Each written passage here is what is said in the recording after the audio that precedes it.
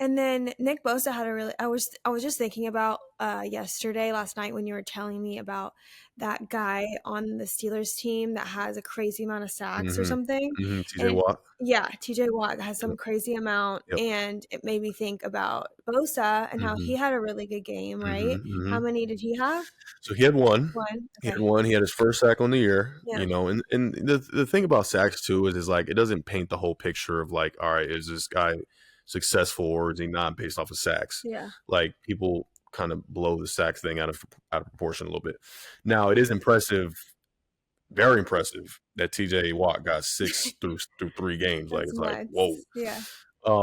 But yeah, no, Bosa. I mean, he had his first sack of the season, and I'm so happy that he was able to get that one under his belt and kind of just now get that confidence going again and start getting in a groove. But Bosa does so much in so many different ways for our defense that goes unseen. Like first of all, playing the run and the pass game in terms of like pass rush and setting the edge as a defensive end.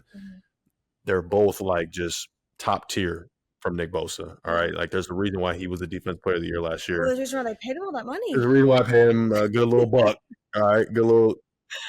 That doesn't just happen if change. you're mediocre. Exactly. So I mean, he affects the game in so many different ways, other than just getting sacks. Like he gets sacks, but he affects the game in so many other different ways. I think like someone with like even before I met you, before I knew even all the knowledge I know now, I would look at it as like, oh, like you're supposed to get sacks, and not look at anything else. Like, you know what I mean? And that's not obviously that's not the way you look at it. Exactly.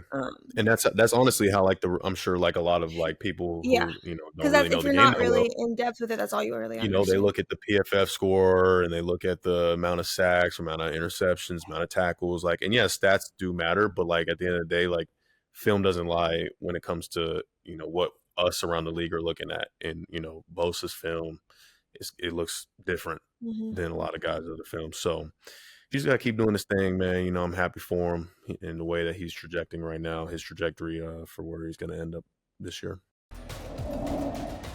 Be sure to subscribe anywhere you get your podcasts and to the Warner House on YouTube.